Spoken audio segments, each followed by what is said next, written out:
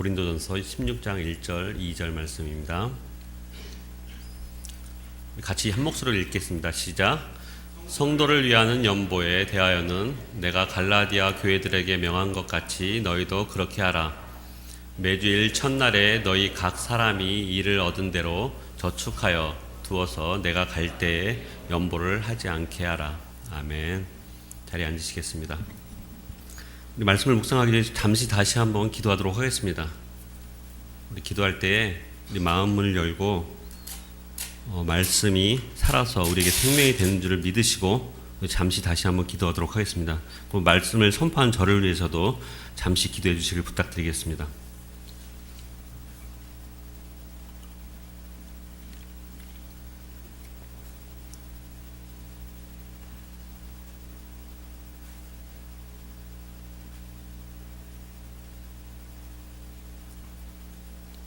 아버지 하나님, 주님의 은혜를 감사드립니다. 예배의 감격을 잃지 않게 하시고 주님의 전에 거할 때마다 저에게 거룩함의 옷을 입혀주시는 아버지 하나님을 찬양하며 경배합니다.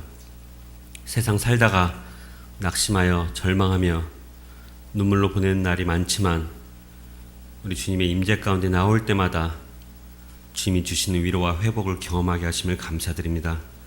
이 시간 온전히 저희 안에 내주하시는 주님의 영에 저희의 모든 것을 맡겨드리며 세상 걱정도 내려놓고 무엇보다 세상의 욕망과 정욕도 내려놓게 하시고 거룩하신 주님만을 온전히 예배하게 하여 주시옵소서. 천국에서 누릴 수 있다고 하신 평강과 기쁨과 영생의 감격을 지금 이 시간 경험하게 하여 주시옵소서. 아버지 하나님을 인격적으로 만나며 세상에 줄 수 없는 것을 누리는 시간이 되게 하여 주시옵소서. 주님의 말씀에 순종한 사람에게 약속한 주님의 복을 이 시간 붙잡는 지혜로운 저희들이 되게 하여 주시옵소서. 예수 그리스도의 이름으로 기도합니다. 아멘. 이 기독교를 자신의 종교다라고 말하는 사람을 신학적으로는 성령의 기름 부음을 받아서 세상에는 구별된 사람이라고 부릅니다. 구별된 사람. 한 단어로 하면 크리스천이라고 부릅니다. 크리스찬이란 말은 예수 그리스도를 따르는 사람이기 때문에 지저스 크라이스트에서 그 크라이스트를 따라서 크리스천이라고 부르는 것입니다.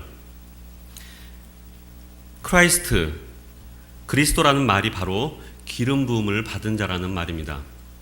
예수님을 그리스도라 부르는 것은 기름 부음을 받아서 구별되었다라는 말씀입니다.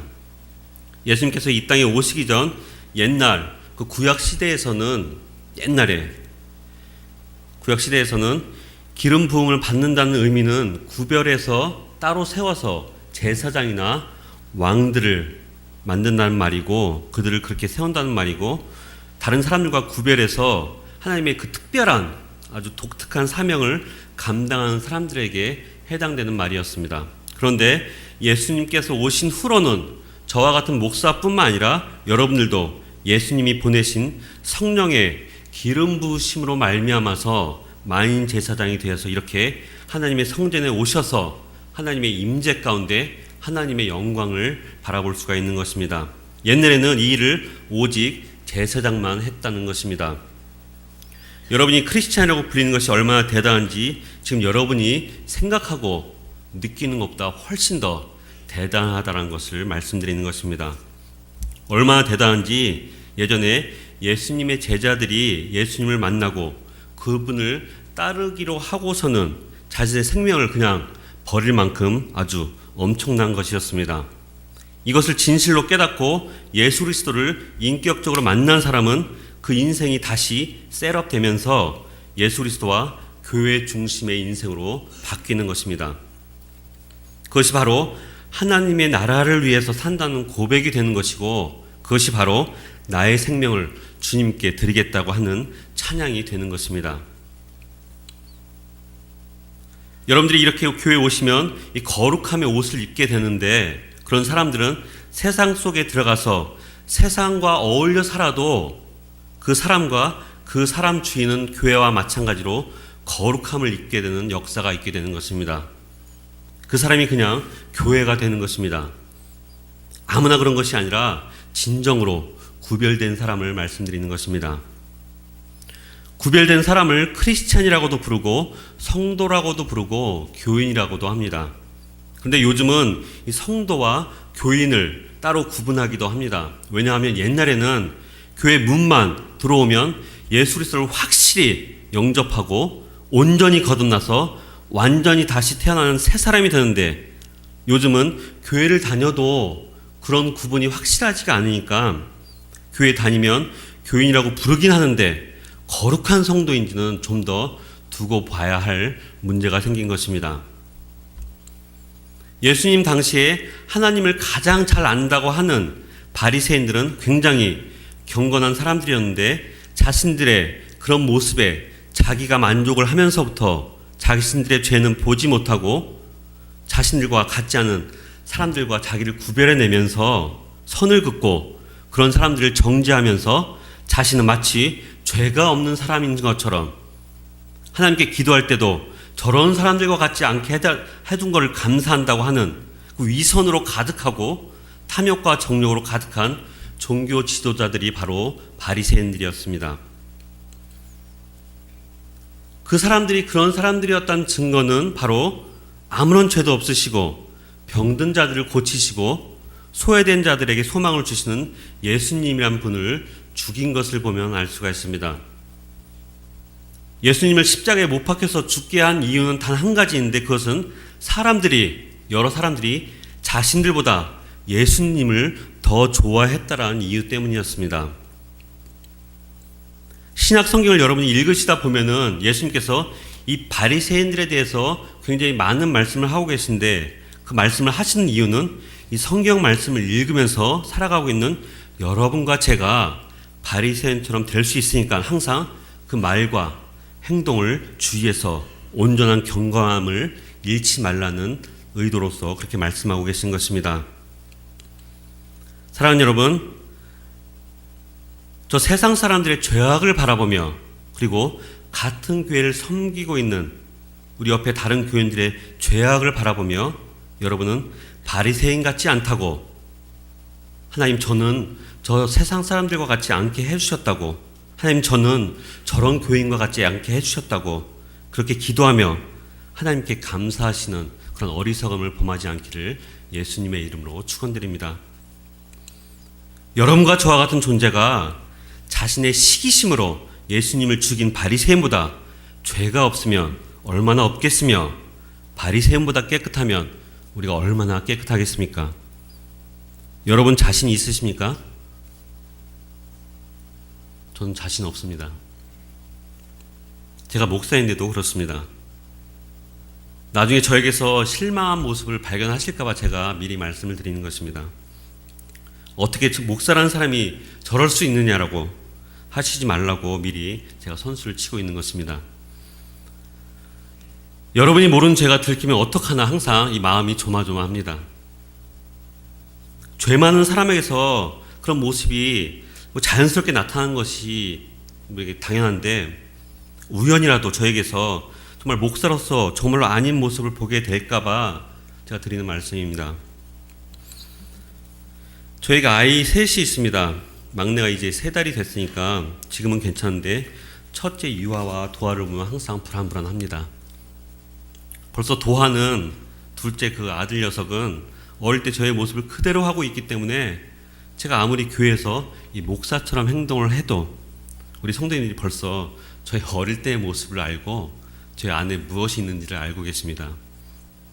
그리고 가장 걱정이 되는 것은 자신이 세상에서 가장 똑똑한 줄 알고 있는 첫째 유아 때문입니다. 교회에서와 집에서의 다른 그 아빠의 모습을 보면서 그 모습이 너무 싫어서 여러분들에게 양심 고백을 하게 되진 않을까 마음이 조마조마합니다. 유아 갑자기 저 뒤에서 나와갖고 이 앞에 서서, 여러분 저희 아빠가 교회에서는 목사인데요 집에서는 어떻게 사는지 아십니까? 이렇게 할까봐 얼마나 마음이 조마조마한지 모르겠습니다. 그런데 여러분, 제가 그런 걱정이 되면 제가 목사로서 잘 살면 되지 않겠습니까? 그런데 제가 어떻게 하는지 아십니까? 같이 사는 유아도 모르게 점점 더 교묘해지는 제 모습을 보게 됩니다. 하나님은 다 알고 지켜보고 계시는데 제가 그렇게 하고 있습니다. 예수 그리스도를 믿어서 영의 구원을 확정받음으로 구별된 크리스찬임에도 불구하고 그렇지 못한 바리새인들보다 그리고 세상 사람들보다 더 나을 게 없다고 하는 것이 말이 되지 않을 것 같은데 사실이 그렇습니다. 무엇보다 자신의 영의 구원에 대한 확신이 없는 것이 가장 큰 문제입니다. 하나님께서 창조전에 나를 지으셨다가 지금 이때에 하나님께서 이 세상에 보내주신 것, 여러분과 제가 죄 앞에서 연약한 존재임을 아시고 그 자신의 독생자를, 예수님을, 하나님이신 그분을 벌레와 같은 존재인 우리의 모습으로 이 땅에 보내주신 것, 구약에 정해진 제사의 방법을 그대로 지키시겠다고 자신의 피를 모두 쏟으시고 우리의 죄를 지시고 자신을 죽이신 하나님, 우리가 이 세상에서 정해진 수를 살다가 죽을지라도 하나님께서 우리를 창세 전에 지으셨다가 이 땅에 보내신 것처럼 예수님을 믿는 사람들은 모두 천국에 있게 하신다는 그 사실, 교회를 다니는 사람 치고 이 진리를 알지 못한 사람이 없고 믿지 못한 사람이 없는데도 불구하고 자신의 구원을 확신하지 못하는 이유 중에 가장 큰 이유는 교회 다님에도 불구하고 세상을 살아가면서 죄를 짓는 자신의 모습 때문에 그렇습니다. 죄 앞에서 그 연약한 존재인 것을 안다고 하면은 죄를 짓지 않으려고 조심하거나 아니면 자신을 거룩하게 하시는 하나님을 더욱 의지해야 하는데 습관적으로 죄를 지으면서 자꾸 그것을 교묘하게 덮으려면서 안 그런 척 하니까 그런 자신의 위선을 보면서 스스로의 믿음까지 흔들리고 있는 것입니다. 그리고 또 한 가지, 자신의 어려운 상황을 보면서 불안해하고 두려워하고 그래서 자꾸 조급해지는 것 때문에 자신의 구원을 확신하지 못합니다. 자꾸 믿음이 없기 때문에 그런 것이라고, 나는 그런 사람이라고 자신을 그런 쪽으로 몰고 가고 계신 것입니다. 한 가지 분명한 것은 모든 사람이 그런 상황에 닥치면 그렇다라는 것입니다. 여러분만 그런 것이 아닙니다. 이것은 나이의 많고 적음이 상관이 없습니다. 이것이 더 불안하고 더 두렵게 느껴진 이유는 이 땅에서 오래 살았다고, 그래서 세상에 대해서 더 안다고 해도 똑같기 때문입니다. 어떤 상황 속에서도 하나님은 전지전능하시다는 것을 믿어야만 한다고 의지적으로 그렇게 생각하고 싶다가도 반드시 그렇게 해야만 예수님의 구원이 유효할 것 같은 느낌 때문에 그렇게 억지로 그렇게 하다가도 날마다 부딪히는 상황이 그렇게 녹록하지 않기 때문에 불안하고 두려워하고 조급해하는 자신의 모습을 보면서 자신의 믿음이 흔들리는 것입니다. 아, 나에게는 정말 믿음이 없나 보구나. 나는 그렇게 좋은 크리스찬은 아니구나. 나는 정말로 그런 크리스찬이 될 수 없는 건 아닌가? 나의 믿음이 흔들리고 구원의 확신이 흔들리는 이유를 말씀드린 것을 잘 들어보시면 세상이 흔들리고 세상의 죄악이 가득하고 거짓 선지자가 판을 치고 가난과 지진과 해일 같은 말세의 징조 때문에 그런 것이 아니란 것을 알 수가 있습니다.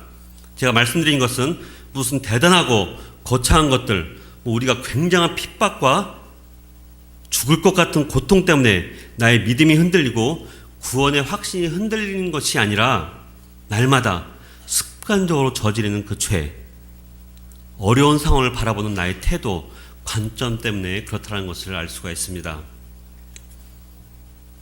그리고 또 한 가지, 결정적으로 하나님께서 나를 따로 구별해서 크리스찬이 되게 하신 것에 대해서 확실한 그 확신이 서지 않고 습관적으로 바리새인들의 모습이 비춰진 이유는 사소해 보이는 것들, 그런 것들을 우리가 구별해내지 못하기 때문입니다. 오늘 본문에 따라서 말씀드리면 하나님께 드리는 연보와 주일 성수입니다. 사실 연보와 주일 성수가 절대로 사소한 것이 아닌데 그것을 너무도 아닌 것처럼, 아무것도 아닌 것처럼 여긴다는 것입니다. 사랑하는 여러분, 11조를 하지 않더라도 예배에 오시는 것이 11조를 하면서도 예배에 안 오시는 것보다 낫다고 생각하십니까? 질문이 좀 어려운가요? 다시 한번 말씀드려 볼까요? 11조를 하지 않더라도 예배에 오시는 것이 11조를 하면서도 예배에 안 오시는 것보다 낫다고 생각하십니까?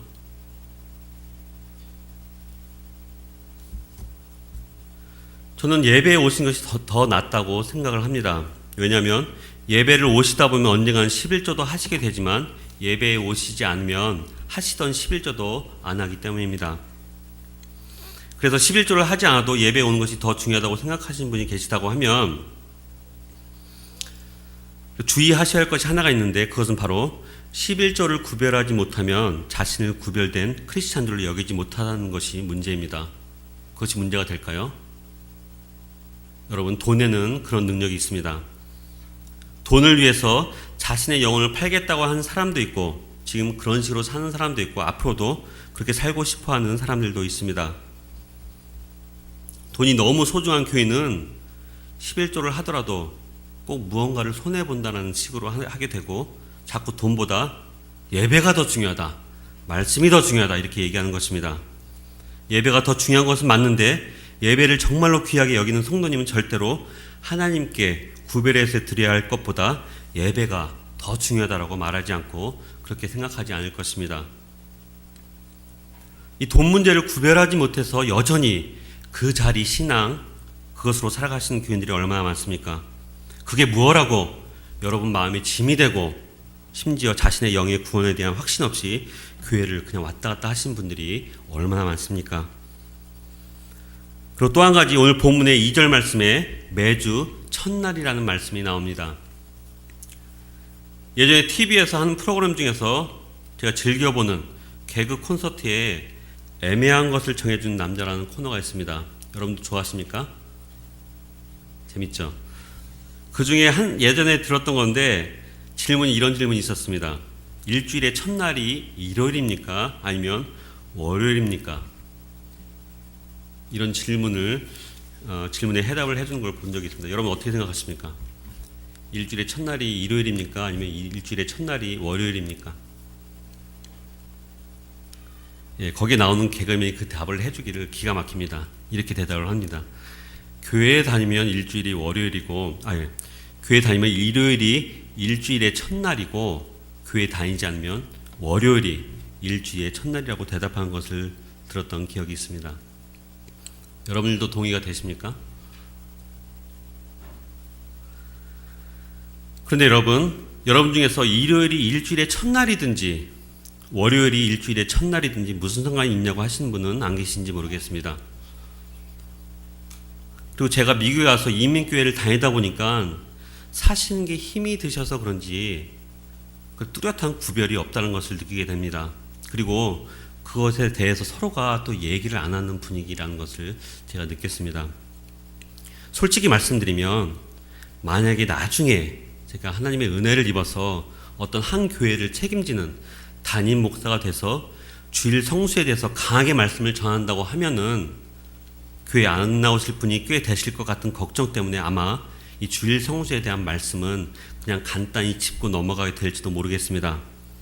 그래도 이 성경 말씀이니까 안 할 수는 없고 하긴 하는데 하나님께서 선포되어지길 원하시는 말씀에서 말씀드리는 것이 아니라 듣는 교인들의 입장에서 들으시기에 부담을 느끼지 않는 선에서 아마 말씀을 전하게 되지 않을까 하는 것이 저의 솔직한 심정입니다.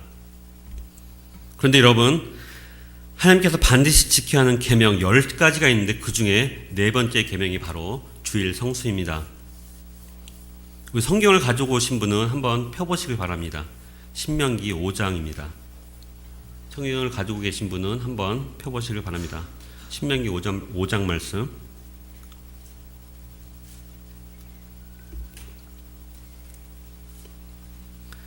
신명기 5장을 펴십시오. 펴셔서 우리 12절부터 15절까지 같이 한번 읽어보겠습니다. 신명기 5장 12절부터 15절 말씀, 우리 안 가지고 오신 분을 위해서 크게 읽겠습니다. 시작. 내 하나님 여호와가 내게 명령한 대로 안식을 지켜 거룩하게 하라. 엿새 동안은 힘써 내 모든 일을 행할 것이나 일곱째 날은 내 하나님 여호와의 안식일인즉 너나 내 아들이나 내 딸이나 내 남종이나 내 여종이나 내 소나 내 낙이나 내 모든 가축이나 내 문 안에 유하는 객이라도 아무 일도 하지 못하게 하고 내 남종이나 내 여종에게 너같이 안식하게 할지니라. 너는 기억하라.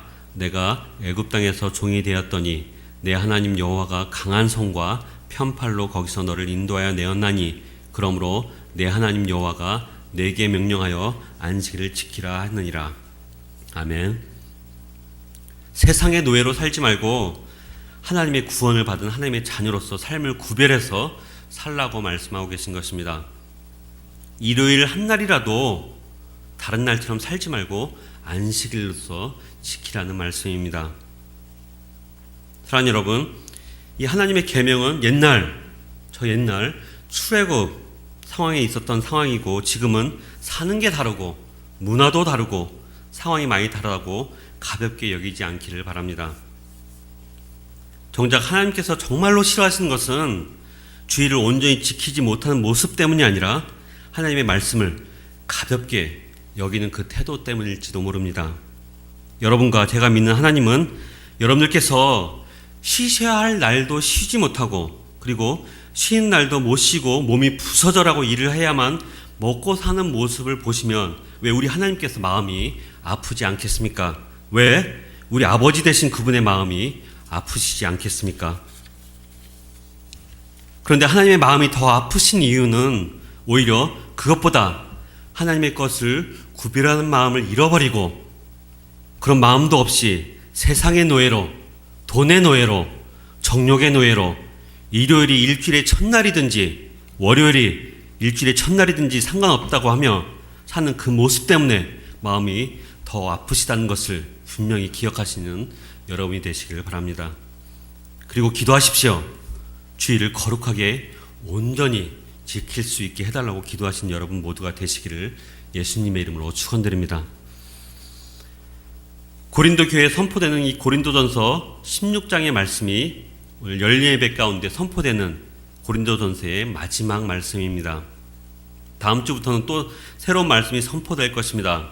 그렇기 때문에 왜 이 고린도 교회에 이런 말씀들이 선포되어질 수밖에 없었는지를 다시 한번 짚으면서 고린도전서 말씀을 마치고 오늘 열린 예배 설교를 마무리해야 할 것 같습니다. 고린도 전서를 통해서 고린도 교인에게 선포되는 말씀은 전혀 경건하지 못한 고린도라는 곳에 살면서 경건함을 잃지 않고 크리스찬으로서 구별된 모습으로 살아가야 한다는 말씀을 주시고 있는 것입니다. 물질적으로 풍요로워지고 향락 문화가 끝을 향해 달리고 있는 고린도 교회 같은 고린도 도시와 같은 이 미국 땅에서 살면서 그렇게 사시다가 레이디 가가처럼 나쁜 영향만 열심히 흡수하며 사탄의 제물이 되어서 그렇게 살다가 죽지 말라는 말씀입니다. 그런 삶이 예술적이고 쿨하다고 느끼시는 분은 조심하시길 바랍니다. 몬스터가 되지 말라는 말씀입니다. 할아버지와 아버지가 개신교 목사인 집안에서 장남으로 태어나서 자신도 잠시 목사로서 살다가 죽은 유명한 예술가 중에 고 씨가 있습니다. 누구인지 아십니까? 바로 고호입니다. 죄송합니다. 고 씨입니다. 그 사람이 자신의 귀를 잘라서 창녀에게 주고 나중에는 스스로 자신의 목숨을 끊은 사람이 바로 그 사람입니다. 짧은 인생을 살면서 어떻게 살든지 인생이 그렇게 길지 않고 짧기 때문에 자신이 원하는 것을 위해서 살아간다고 생각하시고 그렇게 사는 것이 정말 멋있는 삶이다라고 느끼시는 분은 조심하시길 바랍니다. 그렇게 사시다가 어떻게 하나님의 은혜로 교회를 떠나진 않고 예수님을 계속 믿는다고 하고 하나님을 인격적으로 만나고 나서도 그렇게 한번 여러분들 가운데 뿌리 깊게 박힌 그 습관과 관점의 쓴뿌리는 여간해서 뽑히지를 않고 두고두고 하나님과 여러분 사이에 장애물이 되고 과거에 그렇게 살아간 모습 때문에 하나님 앞에 순간순간마다 하나님 앞에 설 때마다 그것처럼 죄송스러운 것이 없기 때문입니다. 사랑하는 여러분, 여러분과 저는 지금 이 도덕과 예의가 사라진 시대를 살고 있습니다. 미국에 이민 와서 살면서 어느새 그 몸에 맞지도 않은 옷을 입은 것처럼 그렇게 행동하고 말하고 어른을 경히 여기는 어리석음을 범하면서 살아가고 있습니다. 젊은이들이 어른을 어른으로 보지 않으니까 도리를 모르고 예의 범절은 사라지고 그것이 습관이 되다 보니까 교회를 다녀도 아버지 하나님의 말씀이 나에게 맞지 않고 내 머리로 이해가 되지 않으면 어느새 이 말씀에 순종하는 것하고는 거리가 먼 삶을 살아가게 됩니다. 자녀들이 자라나면서 교회를 떠나는 이유는 어른에게 순종하지 않는 것이 버릇이 돼서 하나님의 말씀에도 순종하지 않기 때문입니다. 그러다 보니 하나님을 믿는 것도 이 먹고 사는 문제가 해결돼야 된다고 하면서 하나님께 드려야 할 것을 구별하지 못하고 하나님만 섬겨야 할 주일도 구별하지 못하며 살아가고 있습니다. 이단이나 동성애에 대해서는 날이 선 그런 비난을 퍼붓는 교인들이 정작 하나님의 말씀에 순종하지 못하고 하나님의 자녀다움을 잃어버린 자신의 모습에 대해서는 한없이 관대함으로 살아가고 있습니다. 이 쾌락도 드러내놓고 하면 괜찮은 줄 알고 그렇게 행하며 부끄러움과 수치를 모르며 살아가고 있습니다. 동성애도 이 퍼블릭하게 커밍아웃을 하면 그 죄와 수치가 없어진 줄 알고 살아가고 있습니다. 선교사님이 오셔서 눈물을 흘리며 목이 터져라 복음이 무엇인지 사명이 무엇인지 외쳐도 그때뿐입니다. 순수한 열정은 사라지고 세상의 탐욕과 명예만을 구하며 살아가고 철학은 사라지고 인터넷 정보로만 살아갑니다. 이 세대의 문화가 감각적이고 즉흥적이고 일시적입니다. 얼마 못 산 인생인 줄은 알면서도 이 말씀을 경히 여기고 말씀에 불순종하면서 우리의 생명을 창조하시고 주관하시는 지금도 살아계신 하나님을 대적하며 살아가고 있습니다. 이 세대가 말세의 세대인 것은 분명한 것 같습니다. 세상 사람들과 교인의 그 구분이 없어지고 모두가 먹고 사는 문제에 매달려 있습니다. 교회에 와서 드리는 예배도 그래야만 복을 받는 줄 알고 열심히 교회 문만 닳도록 드나들며 세월을 보내며 시간을 흘려버리고 있습니다. 경건함은 잃어버린 채 열심히 하나님을 예배하고 있습니다. 사랑하는 여러분, 지금 여러분이 구별해야 할 것을 구별하는 그 분별의 능력을 잃어버리면 나도 그렇게 살다가 죽을 수도 있다는 것을 반드시 기억하시길 바랍니다. 지금 여러분에게 있는 능력으로도 지킬 수 있는 그 경건함을 지키지 않으면서 하나님의 자녀가 되게 해달라고, 이 거룩한 성도가 되게 해달라고 그렇게 하는 기도가 하나님께서 어떻게 응답하실 수 있겠습니까? 그렇다고 하면 여러분의 영의 구원을 무엇으로 여러분이 확신할 수 있겠으며 도대체 여러분에게 있는 영생이라는 것은 무슨 의미가 되는 것입니까? 하나님께 돌려드려야 할 그 몇 푼의 돈과 일주일에 한 날도 돌려드리지 못하면서 하나님의 사명을 구하고 생명을 드리겠다고 하는 그 기도와 찬양은 도대체 무슨 의미가 있으며 도대체 그런 기도와 찬양의 대상은 누가 되고 있습니까? 사랑하는 여러분, 이 크리스찬의 생명인 경건함을 잃지 않으신 여러분이 되시기를 바랍니다. 말과 행동의 경건함이 여러분의 영의 구원을, 그 확신을 줄 수 있다는 것을 기억하시고 오늘 남아있는 일주일을, 남아있는 그 주일을, 오늘 하루를 거룩하게 지키시고 이번 한 주간도 주님 앞에서 향기로운 삶으로 주님께 살아드리는 예배가 되는 여러분 모두가 되시기를 예수님의 이름으로 축원드립니다. 기도하겠습니다.